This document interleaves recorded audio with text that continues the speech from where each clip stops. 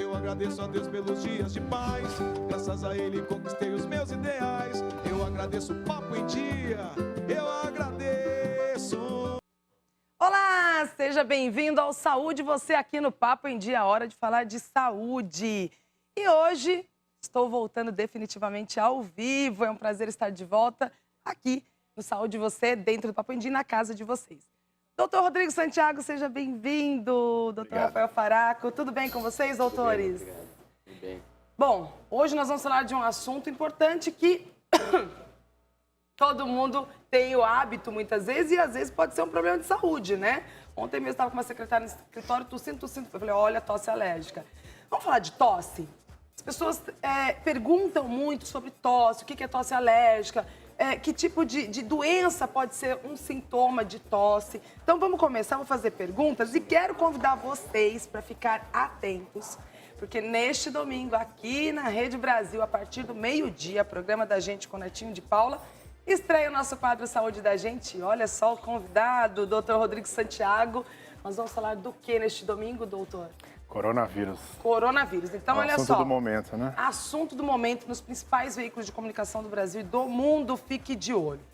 Tosse. Em breve, o doutor Rafael Faraco estará com a gente também, hein, doutor? Tá aí o super convite para o senhor. Obrigado.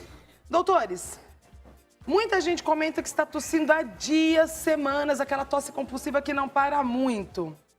E aí, o que é esse quadro de tosse? Por que as pessoas muitas vezes têm uma tosse, vamos dizer, que é crônica, quando ela se estende por muito tempo? O que pode ser? Na verdade, assim, a gente classifica a tosse, né, em tosse aguda, subaguda e crônica, né? A tosse aguda é aquela pessoa que tosse até 1 mês, a subaguda de 1 a 2 meses e a crônica acima de 3 meses, né? Então, sim, existe pessoas que chega pra gente no consultório com histórico de tosse acima de 2, 3 meses. E essa tosse acima de 2, 3 meses sempre tem que ser investigada.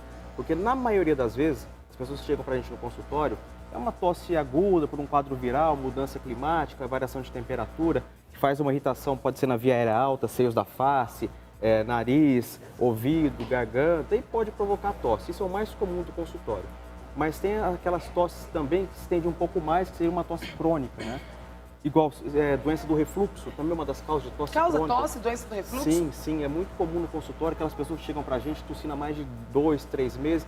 Na investigação, a gente se depara com um quadro de doença do refluxo. E é importante que tem, às vezes, pessoas que não têm sintomas de azia ou sintomas dispépticos e procuram a gente com tosse. E nessa investigação, a gente faz o diagnóstico de doença do refluxo. Agora, doutor, a tosse. O que é a tosse, na verdade? O que é o ato de... O que acontece no organismo da pessoa quando ela tosse? Eu costumo dizer que é um mecanismo de defesa da pessoa tosse. Vamos pensar que a gente tem alguma coisa que não presta dentro da gente, a gente tem que jogar fora. Exatamente. Então a gente tosse para jogar fora. Às vezes nem necessariamente seja algum micro-organismo, alguma bactéria, mas alguma irritação, né? Então algo irritante que ocorre geralmente nessa região da garganta e a gente tem esse reflexo também. Então a gente tem que deixar muito claro que a tosse não é uma doença, é um sintoma.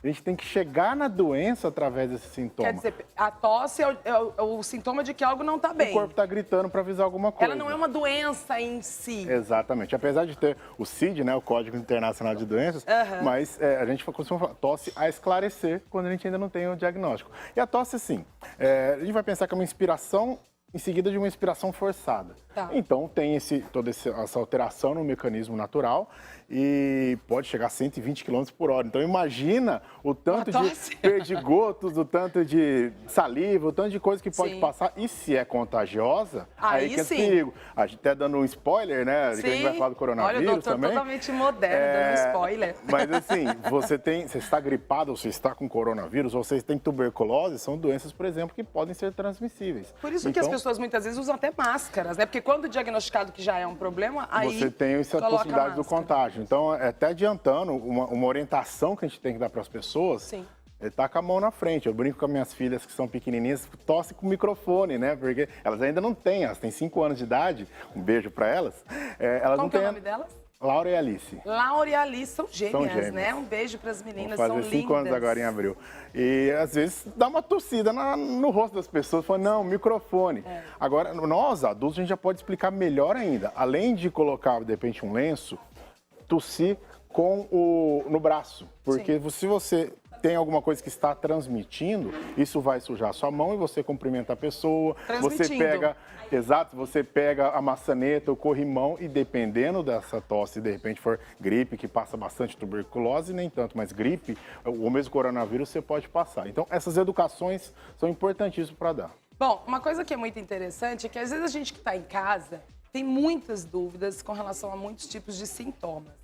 E eu, particularmente, não tinha essa ideia de que a tosse ela só é um sintoma. Mas agora, tendo a explicação do médico, olha a percepção que a gente passa a ter de falar, é verdade, quando eu estou tossindo, eu estou pondo para fora o problema que eu tenho e que muitas vezes pode ser contagioso e por isso que se torna, muitas vezes, alguns casos de vírus em epidemia, né? Então, as pessoas têm que tomar muito cuidado. Criança, obviamente, como o doutor falou, brinca, né, da história do microfone para tossir. Mas o adulto, procure andar com lenço, né? Proteger com o antebraço, que a gente normalmente está com blusa. Álcool gel, né? Álcool gel logo na sequência, para que você não saia por aí contaminando pessoas, transmitindo doenças e, principalmente, perceber que está tossindo, tem que se cuidar. Agora, nós falamos da tosse de semanas, mas eu ouvi dizer que tem tosse que dura 2, 3 meses. Isso é verdade? Sim, isso é comum, Duda. Então, igual eu falei no começo, na maioria das vezes a tosse é um quadro inflamatório infeccioso por um quadro viral ou bacteriano ou variação climática que vai se resolver em até um mês, tá? Mas existem sim tosses que duram mais do que isso. Doença do refluxo, como eu mencionei no início, é uma das causas. Existe tosse também relacionado ao uso de alguma medicação. Eu ia te perguntar isso. Relacionado só para o pessoal de casa ter exemplificando, existem antihipertensivos, captopril, enalapril, por exemplo, e tem outras medicações também que é comum levar a tosse. Só que o mais importante para a gente fazer um diagnóstico de tosse secundária ou consequência ao uso de uma medicação é sempre um diagnóstico assim, de exclusão. Ou seja, você investigou causas de tosse, não achou nenhuma causa específica e tem como fator de risco a medicação antihipertensiva. Então é hora da gente pensar em trocar a medicação. Jamais a gente chega para um paciente e fala, estou tossindo há 3 meses, mas uso captopril ou enalapril, é disso, vamos encerrar o assunto. Não, é sempre diagnóstico de exclusão, realmente. Sabe que eu estava falando com um colega de vocês esses dias atrás e o médico estava falando, a bula do medicamento normalmente é para o médico entender, né? Porque se a gente for ler bula de todos os medicamentos, você não toma nada. Vai ter tudo lá. Né? Mas também é importante salientar para as pessoas que algumas medicações podem ocasionar a tosse. Então também não é desesperador, porque fala de problema de saúde, as pessoas ficam desesperadas. Agora, eu tenho uma pergunta. É comum, e eu vejo isso, as pessoas irem na farmácia e falar assim, olha, eu tô com uma tossezinha seca, olha, eu tô tossindo há 2 semanas, olha, eu tô...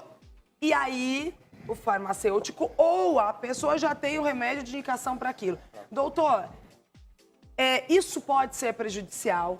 Existe algum medicamento que não? Realmente tem alguns medicamentos que podem ser vendidos sem a prescrição médica. Fala um pouquinho disso pra gente, porque isso é um ato ou responsável ou irresponsável. Não seja um xarope de ficar pedindo xarope toda hora. Então é um ato irresponsável. Totalmente.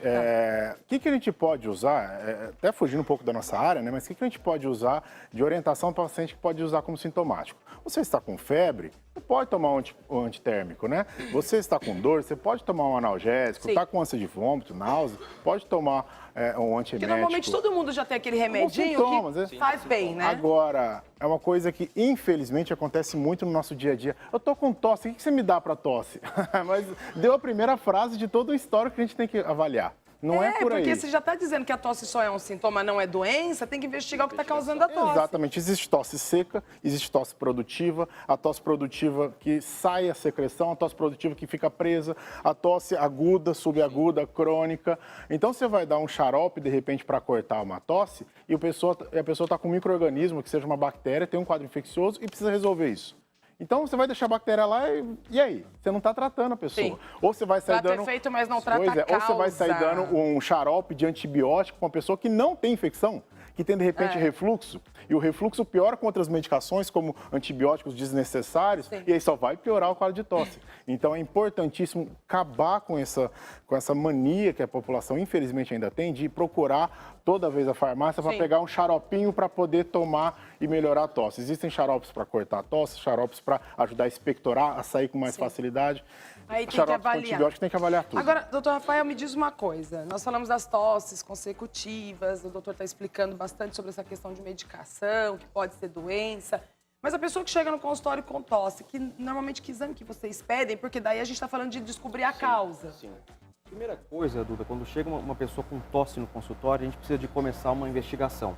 Tá. Essa investigação começa na anamnese, ou seja, tirando a história do paciente, quando começou essa tosse, se utilizou alguma medicação ou não, fazendo o exame físico.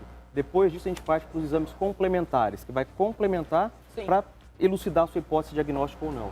Então, é mandatório um paciente com quadro de tosse, né, fazer um raio-x de tórax, pelo menos, né?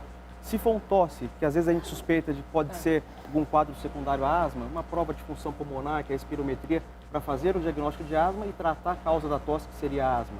Se eventualmente a tosse nos sugerir doença do refluxo, uma endoscopia, uma pH-metria ou outro exame um pouco mais complementar, sempre visando identificar a causa de tosse.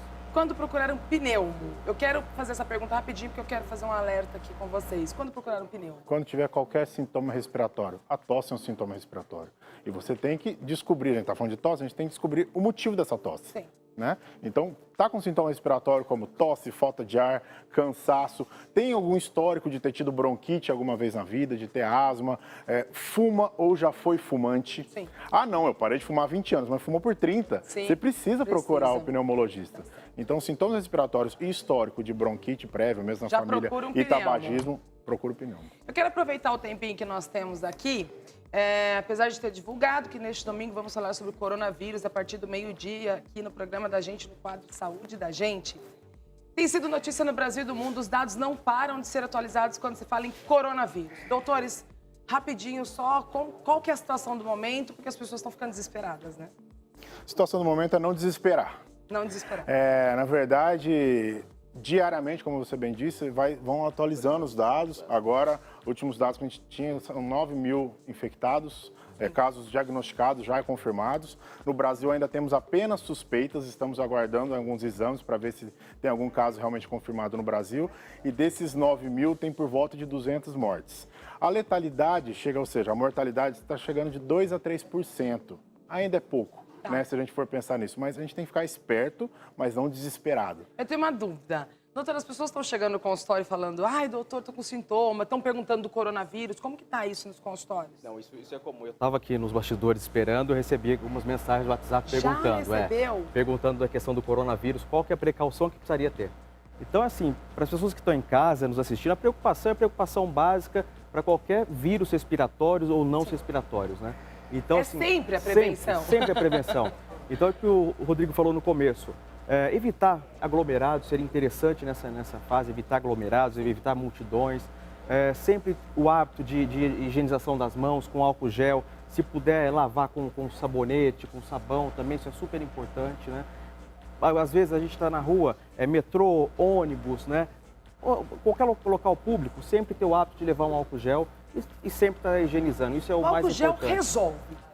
A gente não consegue lavar a mão fácil, né? Exatamente. O álcool gel ajuda Então, bastante. olha aí, fica uma dica para vocês, não se desespere, né? A gente tem as suspeitas, a medicina do nosso país é muito avançada, então os médicos estão em alertas, mas uma forma de vocês mostrar preocupação, já que vocês estão aí desesperados, é se preocupar em prevenir. E não só porque alertou agora nas mídias o coronavírus, mas a prevenção sempre, como o doutor falou, doença respiratória tem o tempo todo. Então sempre higienizar, usar álcool gel, a diquinha da tosse e cuidar da sua saúde, que é seu bem mais precioso.